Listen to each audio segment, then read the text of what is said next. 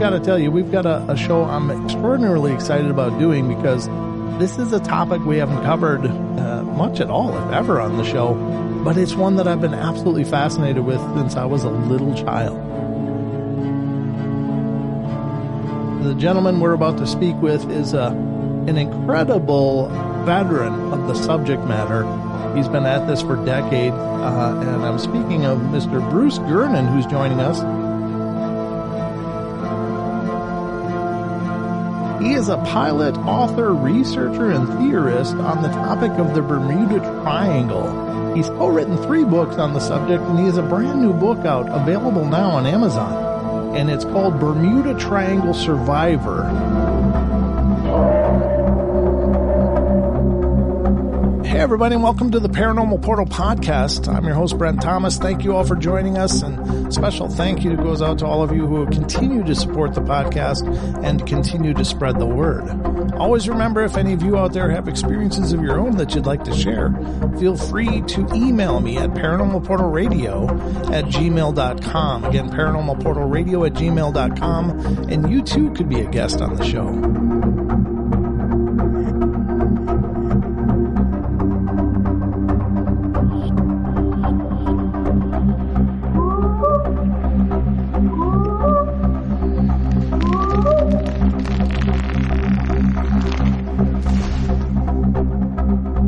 We have the distinct honor of talking with Bruce today, and buckle up, it's going to get good. Welcome to the show, Bruce. Thank you so much for joining me today. Hey, Brent. Yeah, well, thanks for having me on your show. Oh, I'm absolutely thrilled to have this chance to talk to you because this is one of the true pillars of the paranormal world. I mean, this phenomena has been around, and it's been a part of our histories and folklores for so long. But I got to ask you, where did your journey on this start? Well, my journey started November 4th of 1970. Okay. At 3 o'clock in the afternoon from Andros Island in the Bahamas. I had been going to the Bahamas for about 6 years, searching for land with my dad, and we were working on a development that we started on Andros Island. That's the biggest island in the Bahamas. And it's about 200 miles from Miami.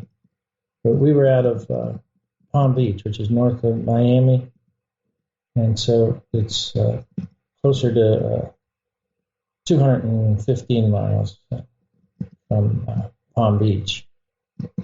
That's where we kept our airplane. It was a Bonanza, a nice new one called a A36, 6-passenger. And cruised close to 200 miles an hour. So I had made the flight back and forth from Andros to Palm Beach probably a dozen times since we were working on a project there. On this one time, something incredible happened with the weather. Apparently, it looked like it was a natural phenomenon. But then again, it may not be natural. It could be a combination of UFOs, and or it could be combined with methane gas coming out of the earth to create this very unusual storm. Wow, okay. Of course, back then, I never even heard of the Bermuda Triangle. But my 2 mentor pilots that were doing development in the Bahamas that I used to fly with, and they taught me a lot about flying in the Bahamas. They told me about a storm right near Andros Island once that they encountered. And it was similar probably to the one I flew through, but they were able to fly around it instead of going into it. But they got to see this storm. And this is what creates what I call electronic fog. And I created that term way back in 1978. And I didn't know what it was, but I knew it was something that had incredible power in it. Yeah. Wow. At first, I didn't know what the power was. It was just so mind-blowing.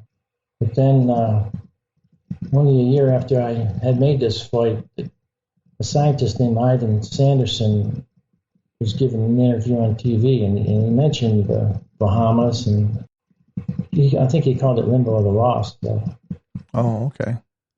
Hey, ladies and gentlemen, sorry for the interruption, but we had to switch calling platforms due to some weird audio anomalies we were getting and couldn't get it resolved. So I instead am contacting Bruce through his phone, but we can continue from here. So you said Ivan T. Sanderson came into the picture? Yes, he was a well-known scientist that had been doing some research in the Bermuda Triangle area. He called it the Limbo of the Lost back then. That was 1971, in the beginning of the year. I was watching him on television, and he explained what he thought about something that's going on in the area of the Bermuda Triangle. And he said that planes and ships appeared to be disappearing, and I knew something was going on but I didn't know what it was. So for a whole year, I never told anybody about what I had experienced there because it was unexplainable. Right. Could you go into a little bit of detail about what it was that you experienced? Yeah. What I was about to say is that Sanderson mentioned that it has something to do with time. Mm-hmm. And that's when a light went off in my mind, and I realized that was the key to what I had experienced, something to do with time. So it was in 1970 when I took off from Andros Island, and it had been raining all morning over the island, so we couldn't go, and because of a heavy thunderstorm area over the whole island. And it finally started letting up in the afternoon, and so by 3 o'clock we were able to take off. And back then, we didn't have that many navigational instruments on our airplane, so one of the most important things, besides the compass, of course, was the time. You had to keep accurate time. So we lifted off at exactly 3 p.m., and we had 4 watches on board, my watch, my dad's watch, our passenger business partner, he had a watch, and then the airplane had a mechanical chronograph. And so we set all 4 watches to exactly 3 o'clock, and I started the timer on the chronograph.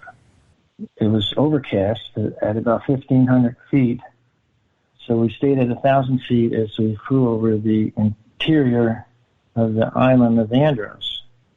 And we had to fly over probably 40 miles, 30 miles of earth, land of Andros. Andros is 110 miles long and 30 miles wide. Oh, okay. And when we reached the shore, we're heading northwest, and the shore just off of Andros is called the Great Bahama Bank. It's a huge area of shallows, and the average is about 15 to 20 feet, and it extends all the way from Andros Island to Bimini Island before the Gulf Stream cuts through, where the Gulf Stream is like 6,000 feet. This area between Bimini and Andros is about 100 miles. And so when we approached this Great Bahama Bank and the shoreline, I noticed a cloud just offshore. It was finally cleared up completely over the ocean, although a lot of clouds remained over Andros, and it looked nice and clear out over the ocean. We couldn't get a weather report on Andros because back then they didn't even have phones on Andros. Oh, wow. Okay. Yeah. And we were too low to get a report from Miami on the weather. We had to get higher in altitude. So when I reached the shoreline, I started to climb up and ascend at 1,000 feet per minute. And this cloud was in the shape of a lenticular cloud. It was a few miles offshore of Andros, and it looked harmless. It was just sort of hovering there. It was about a mile long, half mile wide, and 1,000 feet thick. And it was about 500 feet above the ocean. And so it was right in my flight path. We were using called an automatic direction finder, which is like picks up radio signals from Bimini, and the needle would point toward the radio station. So we were following that, using that to navigate along with our compass directly to Bimini. And when we got over the lenticular-shaped cloud, I was able to contact Miami radio to get a weather report. And they said the weather was clear between Andros and Miami. And over South Florida, there were some widely scattered large thunderstorms. And he said I should be able to circumnavigate them when I reach Florida. So I said, great, all right, it's going to be clear sailing. And that's when I was filing my flight plan also. So I wasn't paying a lot of attention to what was going on below the aircraft. And when I looked below, it was like, what's going on here? This small lenticular-shaped cloud apparently had built up at the same time we entered over the top of it. Oh, wow. And, well, I assumed, it must be the birth stage of a cumulonimbus thunderstorm. And I just happened to fly over it. But they usually don't form that fast. And so this caught up to us, and we were climbing at 1,000 feet a minute. And then after we got to about 4,000 feet or so, it reached us. And then it engulfed us. And I had to go inside it. Oof. And visibility dropped down to just 100 feet or less. And, well, it looked like a typical cloud when I was inside it. There wasn't any lightning or anything. So I was able to climb above it. And then I got about 200 feet above it. And then here it comes and caught up to me again. So apparently it was building up at maybe 1,500 feet or more a minute. Oh, man. And I'm climbing the maximum that I can climb is 1,000 feet a minute. So apparently I'd go back inside it. This happened about 4 or 5 times. I'd go back inside it, be inside it for about 30 seconds, and then apparently the updraft would boost me out of it. We kept climbing and climbing, and my dad was pilot, and he was co-pilot, and I was pilot in command. And when we got to like 10,000 feet, he said, maybe we ought to turn around and go back to Andros. Yeah. But I had to make a decision. I didn't think that'd be a good idea because this thing was building so rapidly. I didn't want to face going back through it. And I mean, we have been flying like about 10 miles now just through this cloud, in and out of it. So I told them, well, yeah, let's climb just a little bit more before, and then that's what we'll have to do, apparently. So we kept climbing. When I got to 11,500 feet, it was, at that point, I was able to bust out of the cloud. Oh, thank God, huh? Yeah, so now I'm in clear blue skies. I leveled off and started cruising close to 200 miles an hour. And I kind of laid back because apparently I was kind of stiff going through this maneuvering, and I relaxed a little bit, thinking, okay, that's the end of that thing. Right. But then I looked behind me and on the sides, and I couldn't believe what I was seeing. This small lenticular cloud had turned into a huge squall. But it was unlike a normal squall. It seemed to be perfectly curved in the shape of as far as I could see, a semicircle. I mean, squalls do form a hook shape sometimes, but they're usually kind of scalloped, not perfectly symmetrical like this was. Yeah. But then not only that, it had built up to at least 20,000 or more feet. So I was climbing the leading edge of it while it was building up, and I didn't realize it was even higher, building up way higher behind me until I got out of it. This was the beginning of what I call a circular vortex squall. Okay. And I just recently thought of that, and hopefully that'll be a name of this squall in the future. But it almost seemed like it was conscious. I mean, I may be overstating that, but I mean, it just seemed like, as you're describing it, it was this small cloud which suddenly it literally almost exploded, like a slow motion explosion. Yeah. Don't exactly go along with that, but I have been told that maybe I'm the one that forced this thing to take off like that. Okay. Wow. It's conscious, like you said. That's incredible. But anyway, at this point, I'm in the clear blue sky, and I'm not too worried about anything anymore, because it's all behind me. So I did try to relax and fly the airplane direct to Bimini. And then after I got about another 5 miles or so, visibility was like 10 miles. So after I got another 15 miles or so, let's say, I look in front of me and I see this huge squall. And again, it's got that perfectly symmetrical shape to it, but now it's like closer to 40,000 feet high. And it's directly in my flight path. Oh, no. And I thought, well, maybe I can fly under it. And so I looked down under the bottom, and it's laying right on the surface of the ocean. Unlike a normal cloud, that's almost like a fog, It was laying right on the ocean. That had to be incredibly disheartening, huh?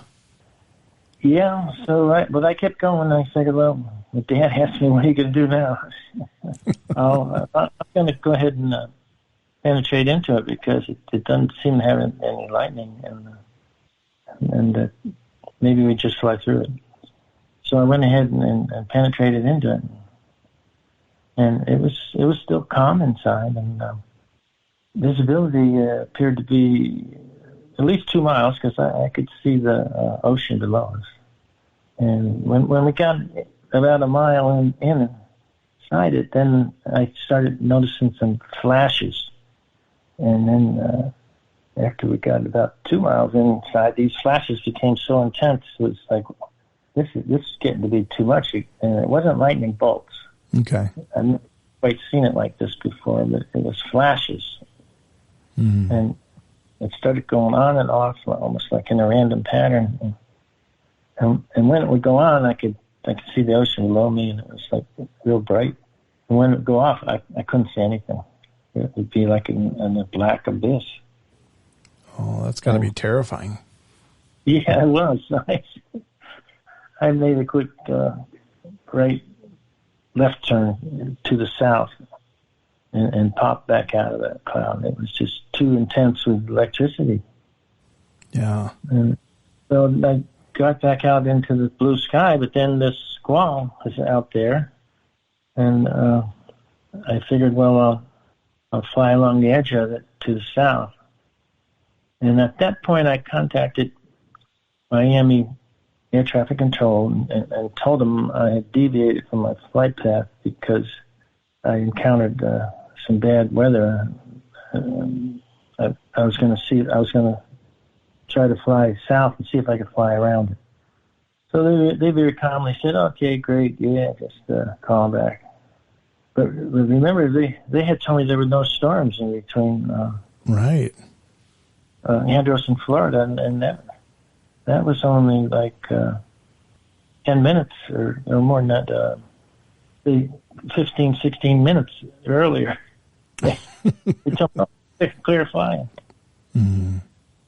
So something strange was going on, and so I kept flying along the side of the curved squall, heading south, and then after just a few minutes, I noticed that the squall curved back toward the east from where I had come from, and then I realized, it's connected. Oh, man. So how this storm started off as a small lenticular-shaped cloud, like a bubble cloud, I guess you could call it, and then it spread out, and it would have to be spreading out at over 200, almost 300 miles an hour to do it that fast. But it's not like a wind. It's not a 300-mile wind. It would be like an ignition. It just, I think the whole thing just ignited. Yeah. Kind of like taking gasoline and making a circle out of it, a big circle, and then you light it on one end. Yep. And then it's going to spread out on both ends, and then it's going to meet on the opposite end, and that's where I saw this take place. This storm met on the opposite end.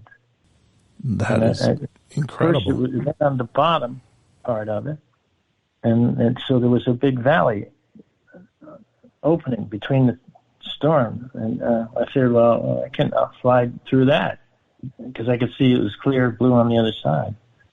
And it was about 10 miles thick, the cloud. And, so then these two anvil heads form on each side of the storm, and then they meet on the top, and they form a horizontal tunnel between the two storms.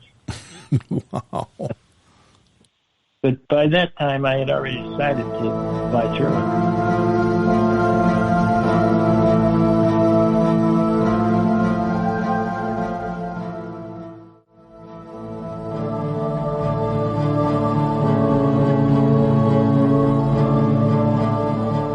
So I watched this take place.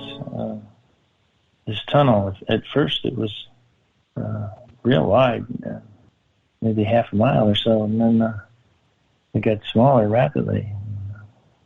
And I was at 11,500 feet, and the center of the tunnel was around 10,000 feet. So I started diving down, and I saw that it was closing, so I went to maximum power and speed. The red line, 220 miles an hour, 230 miles an hour. Wow. When I penetrated it. And when I penetrated it, had decreased in diameter to maybe 400 feet. And when I penetrated, this is when the most incredible thing happened. The walls of the tunnel. I could see through the tunnel as I was entering it. And there was nothing unusual seemed to be happening in the tunnel, besides it slowly closing, get smaller in diameter.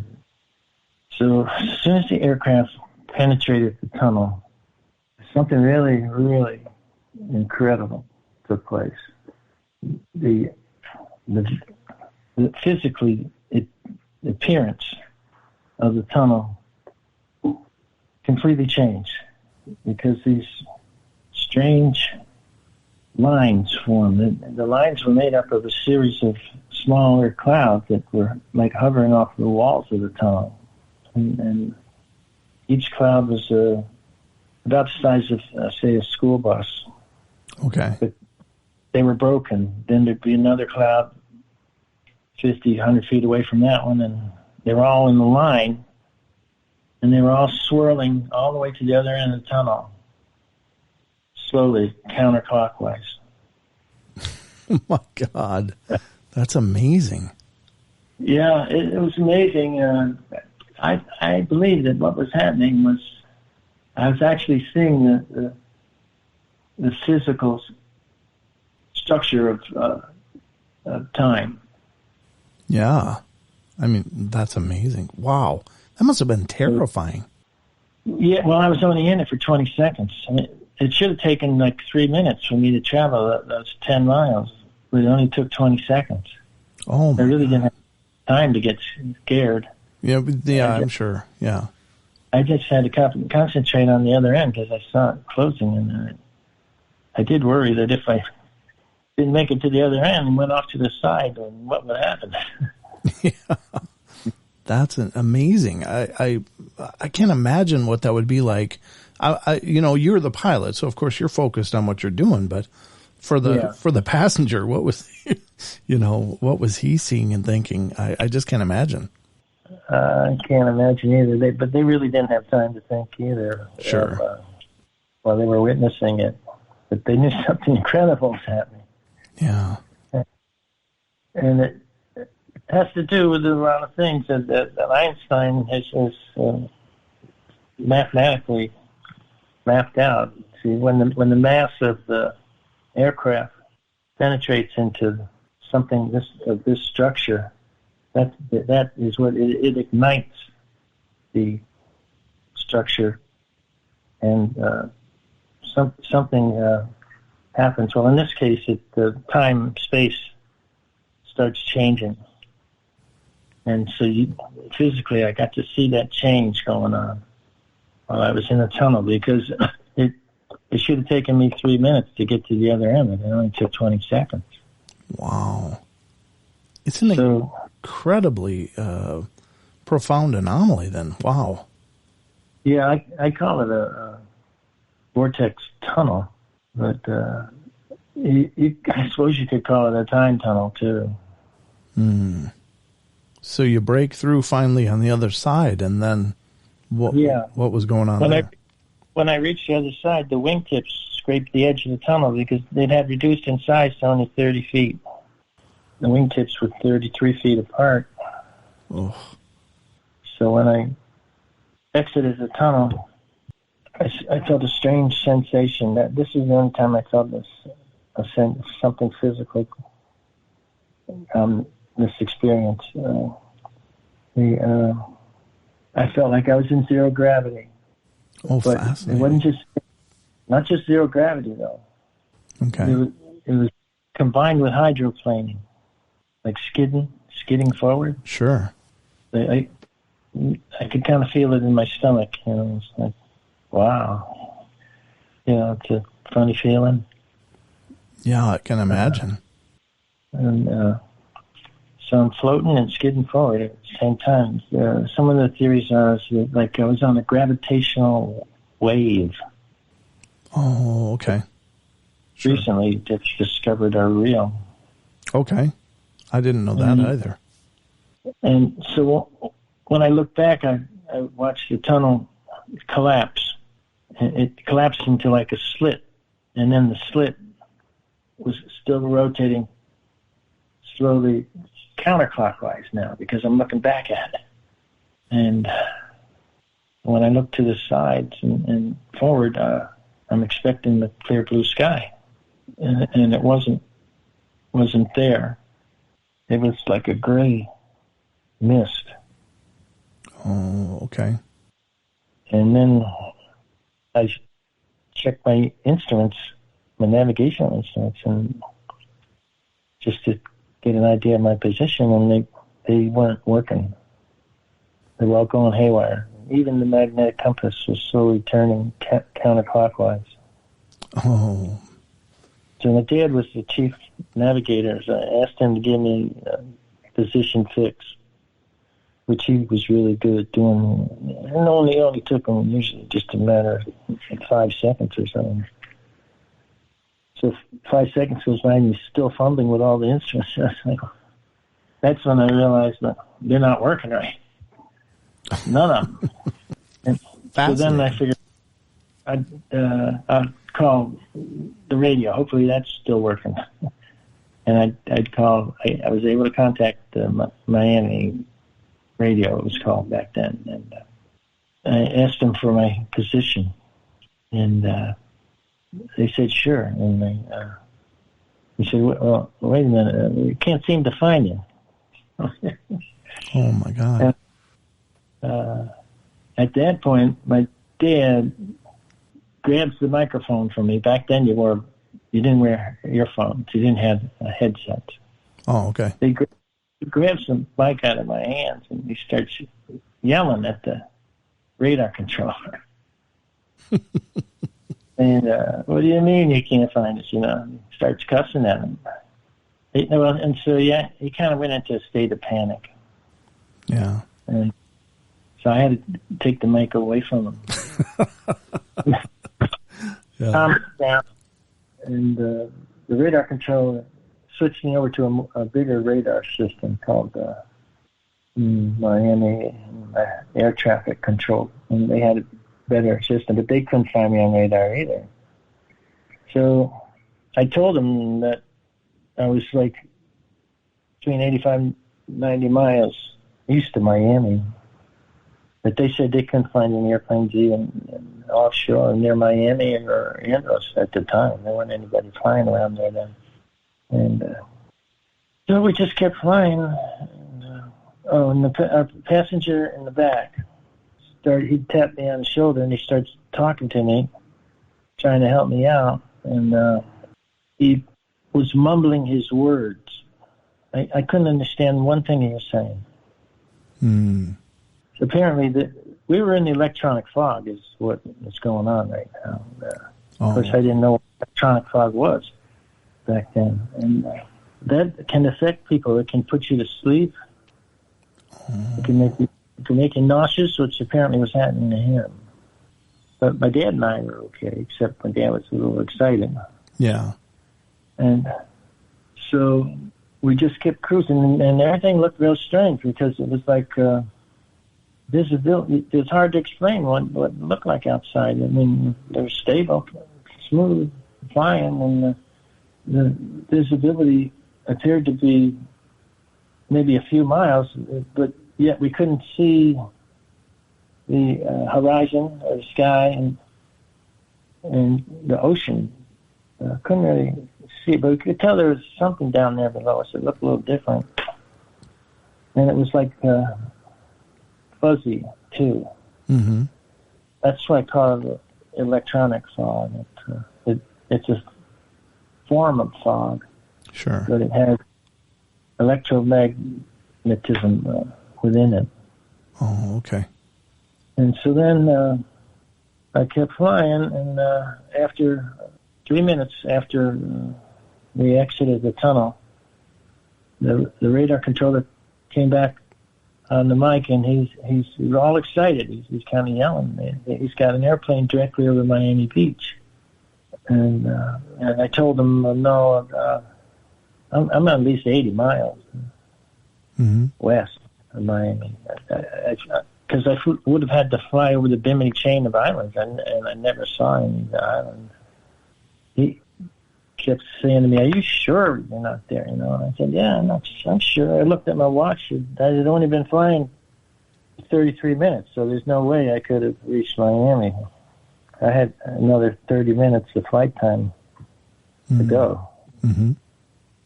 And then another incredible thing happened. The fog electronically dissipated around the airplane. And it's kind of hard to explain. I've got some graphic illustrations that show it. And it's like, it started off like lines formed all around the airplane, parallel to our direction of flight. And then the lines cracked open, and I could see blue. Oh. I thought these lines were maybe several miles long, because that was an illusion. Because I thought I was flying through this fog. I didn't know the fog was attached to the airplane. It took me 30 years. Oh, okay. Asking myself that question, what was that fog when I exited the tunnel? That was the attachment point. That's where the blue sky disappeared, and it took about 10 seconds for this fog to attach. and then we flew with that fog all the way to Miami, but it only took 3 minutes. And then so it splits open, the wider and wider, the cracks. And within only about 10 seconds, all the cracks were so wide that they disappeared. And then I kind of had to refocus my eyes. I looked down below me, and there's Miami Beach. I couldn't believe it. I told the controller that, yeah, you're right, Miami. How about that? Wow. I knew at that point I realized I just had experienced something incredible. Yeah. The whole flight was absolutely incredible, but unexplainable. And so I started my research right then at that point. But we didn't talk about it for a whole year because it was just unexplainable until I realized that it was all about time.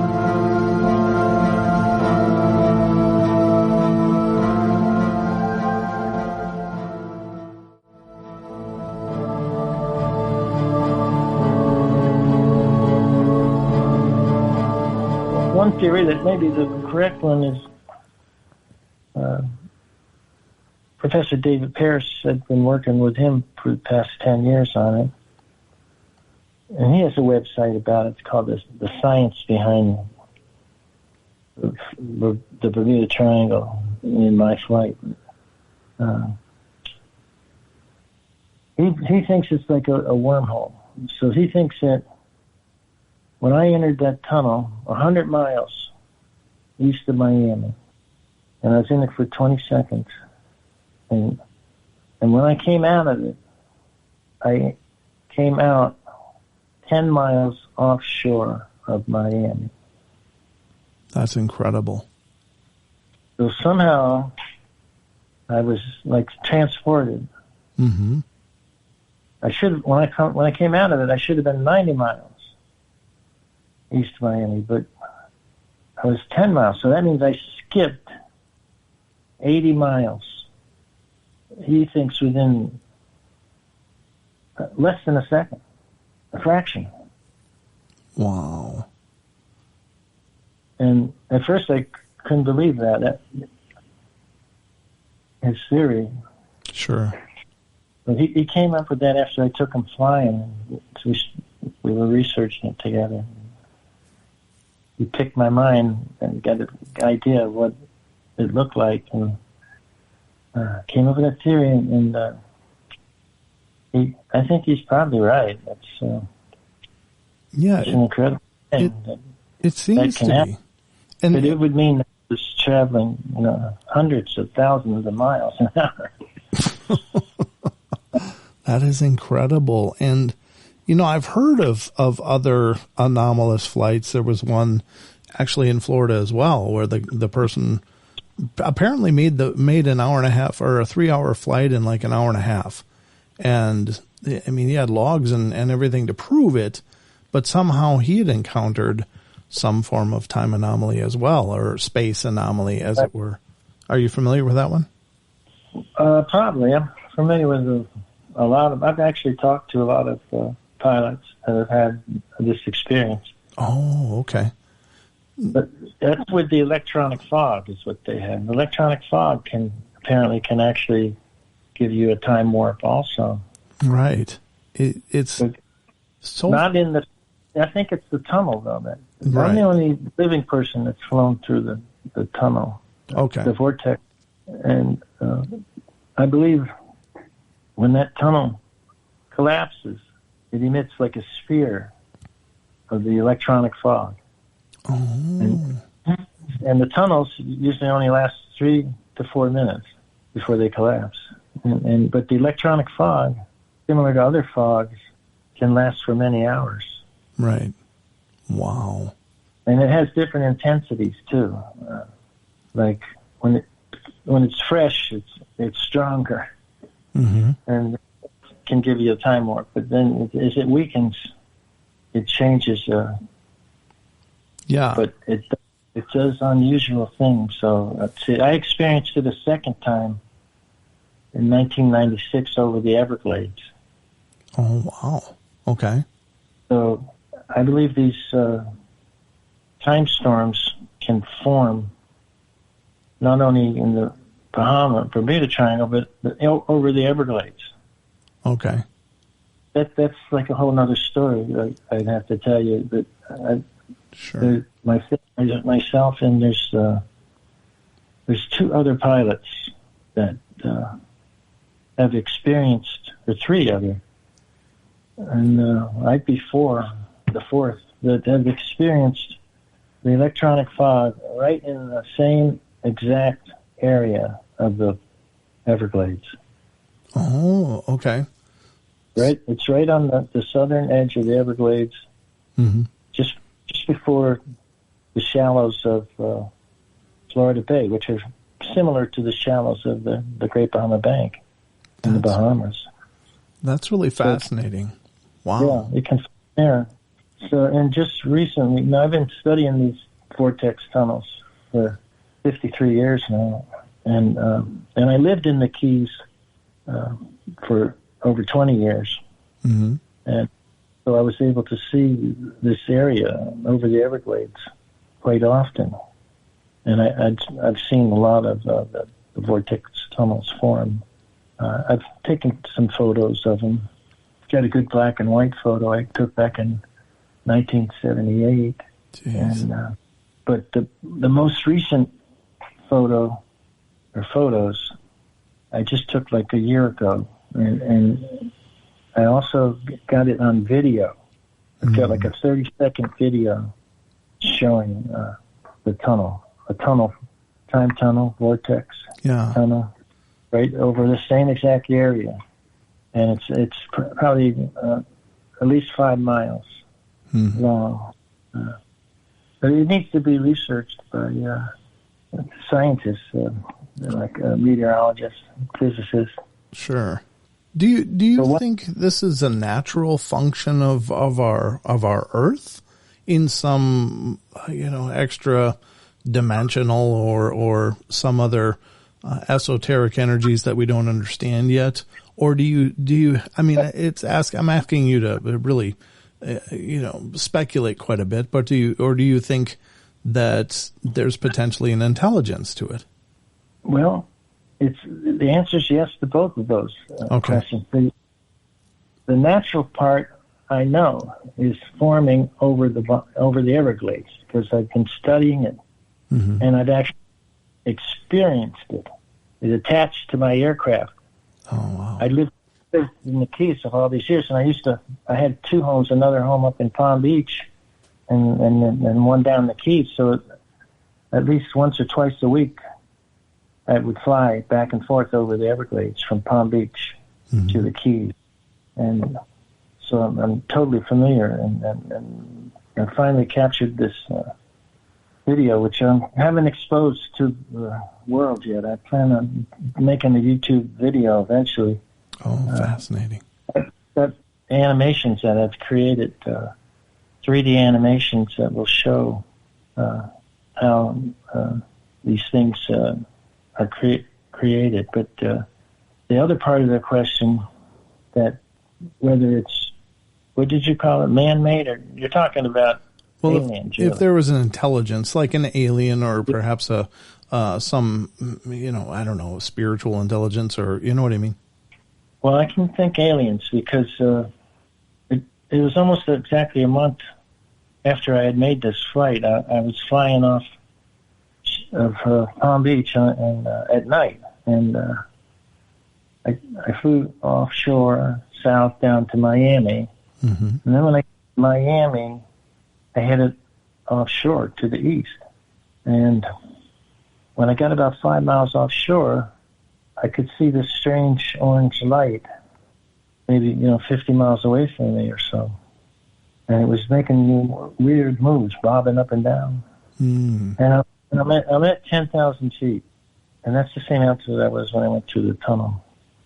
And then I had a girlfriend with me, so we both witnessed this, and the orange light all of a sudden shoots right at us, and it got to the point where it took up almost the whole windshield. Maybe it was only 100 yards away from us.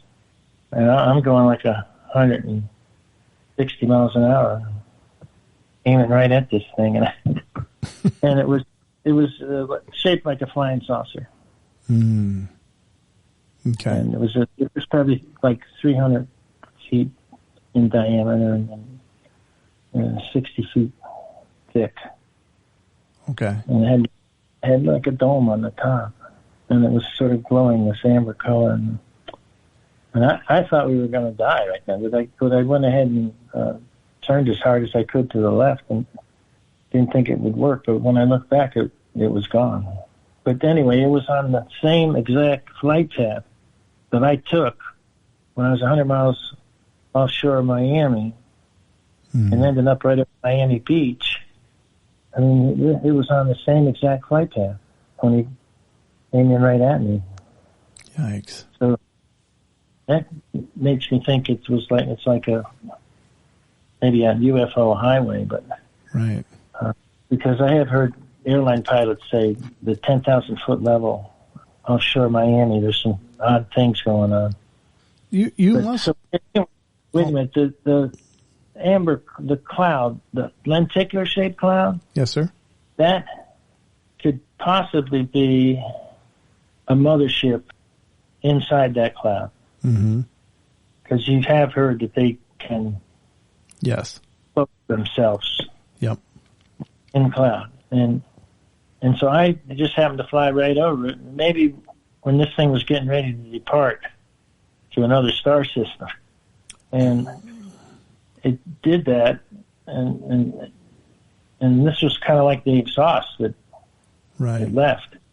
And I got caught, and it has this power within it apparently, and it affects space and time.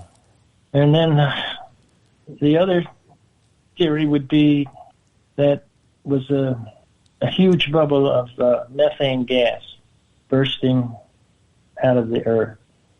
Okay. Igniting with the atmosphere and forming this meteorological condition. Because I know for sure theory number one, the natural phenomena, well, I can't say for sure because somebody's got to fly through one of these tunnels. Mm-hmm. Well, I mean, it doesn't have to be somebody. It can be a drone. Right. A scientific type of drone would be the thing to take. And when I fly through one of these things over the Everglades, see, the timing's hard because we don't know exactly when they're going to form.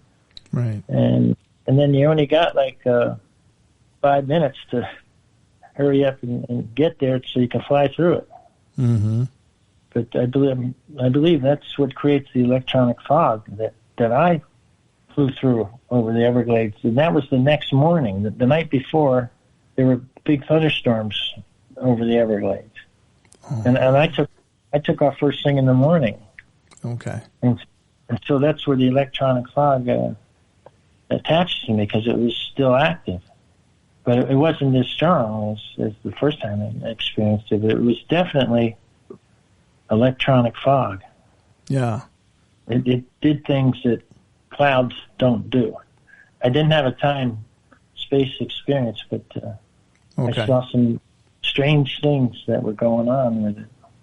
Wow. You must consider yourself, I mean, I would think you would, very, very fortunate because, of course, the history of the Bermuda Triangle is full of these missing craft, missing ships, missing airplanes that simply disappeared from our world, so to speak. And yet you were able to traverse that tunnel and then have another encounter, and you've since been studying it. But it seems as though a lot of people aren't as fortunate. For sure, they're not. Because it can actually induce spatial disorientation when you're and the problem is with airplanes, you know, they're unforgiving. And sure. So if you get spatial disorientation, you're going to end up spiraling into the greater spiral. So that's how many of them have disappeared. Well, that makes perfect sense. I mean, because your equipment was absolutely useless after you came out of it, and so I'm sure if you couldn't see anything, you're surrounded by this electronic fog, then you could still be descending and not really know it until you finally hit. Yeah, that's incredible. It's very dangerous, and that's one of the reasons I'm researching it, because I feel that it's critical. Yeah. Humanity finds out what this is, and then actually in the future they'll probably be able to harness it and make good use of it.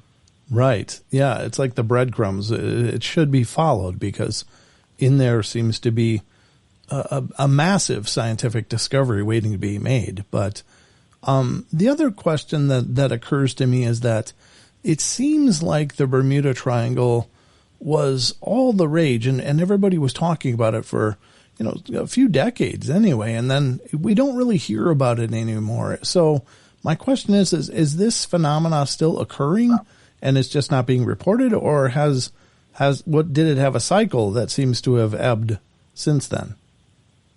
Absolutely, yeah. I wrote about that in my book. I pointed it out that, I've been studying it so long, I can see these cycles you're talking about. And, the first cycle started in 1945 with the Navy, 19 the Avengers disappearing, all 5 of them. They realized then there's something mysterious going on out there. Right. And then they couldn't prove anything. So the interest faded away. But then it came back in the 70s, and people there were like 50 books written about it. Mm-hmm. Got real popular. But then ended up again that nobody can prove what's really going on out there. And then it got popular again in the 90s. It's been going on and off, and right now it's in the down wave again. There's people writing about it and giving their great intelligent answers, and claiming that they've solved it, and the answers are all the same. There's nothing unusual there. That's the answer. For that. Yeah. But I'm out to disprove that. It's like I'm on a mission. Yeah. To prove that there is something mysterious in the Bermuda Triangle, and I call it electronic fog. And there's been a lot of people, boats, and even cars get caught in this. I've talked to people that have had time warp experiences. One of the things it can do is make time stop, and you lose time. Oh, okay. And that's happened to a lot of people in cars. Oh, that's fascinating. Wow. Yeah. Or even people on the ground have walked into it. I've had hundreds of people contact me and tell me their stories. Mm-hmm. And the latest story is just going on 2 years ago now. Nobody studied it, and I studied it in detail, so someday I'll be writing about it, hopefully, for the public community. But there was an airplane that got in trouble just offshore of Palm Beach, over the Gulf Stream. And he was flying in between 2 storms, but the 2 storms probably formed this tunnel and created the electronic fog. And they've got it all detailed quite accurately nowadays, because they've got something called flight aware that tells you everything about the airplane, when that time it took off, what its rate of climb was or rate of descent, and what turns it was making, and its altitude, and all that. And so this guy I didn't know him personally, but I knew of him, that him and his wife and his 2 golden retrievers. He was a veterinarian, very well known. And he apparently tried to fly through the tunnel and he didn't make it. And the electric fog apparently attached to him just before he entered it. And they've got the audio recordings of what he's saying to the air controller. And it's, to me, very interesting that the air traffic controller can tell that he's something odd going on because he keeps making turns that are off course. And the air traffic controller's telling him what heading to go to because he's way off the correct heading. And his altitude's changing a lot too. And so he told them something's going wrong with his instruments. And even his autopilot wouldn't work. And then just before he disappeared, he said that something is wacky up here. But he said the weather is wacky. And he went through a series of like almost 10 turns before he all of a sudden he shot up in the air and then did like a loop and went straight down. Oh, wow. And he was playing similar to the one I had. And when he was at like 7,000 feet, and when he started going straight down, when he got to about 6,000 feet, he disappeared from the radar, which was odd because they had him on radar starting at only a few hundred feet, right after he took off from Palm Beach. They had him on radar the whole way. And then it goes offshore, like almost 30 miles, and disappears from radar. And then they knew exactly where he disappeared. And the Coast Guard and the sheriff were there within 10 minutes. And then another airplane just happened to be flying to the Bahamas. They asked him to fly over the exact area. They guided him right to the exact area. And there's nothing there, no debris at all. Oof. There should have been some debris. Right. So it's kind of like he disappeared. So that's the other possible theory. I mean, that if it's strong enough, electronic fog can actually not only disable all your instruments, but it can somehow disintegrate you. Oh, that's terrifying too. Wow. Yeah. I'll tell you what, it's a fascinating topic. And I do commend you because I think you're absolutely right. It's easy to dismiss all of this stuff that's paranormal and unusual and supernatural because then, life is the paradigm that we know. But the fact is this stuff is happening. And I agree with you 100% that people have a right to know and should know, because if there's other rogue forces, natural or otherwise, that are acting in a way to interfere with people's plans or their directions of travel, I mean that's an extraordinary hazard, and the efforts to explain it or to at least try to understand what it is, I think is paramount to, our future. Yeah, I think you're exactly right. And I feel I have like an attraction to your radio station because of the name.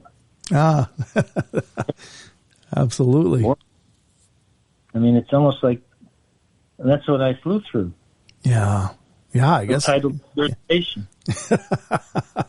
It is. I mean, for all intents and purposes, it's absolutely paranormal. Wow. That's a great title you chose for your station. I think it'll be around a long time. Well, I sure hope so. And if you continue to come back, that'll help a bunch. So, well, thank you so much for being on, and I really hope you'll come back. Ladies and gentlemen, check out www.electronicfog.com, and you can learn so much more, as well as their YouTube channel, which will be in the description. So check it out. Get out.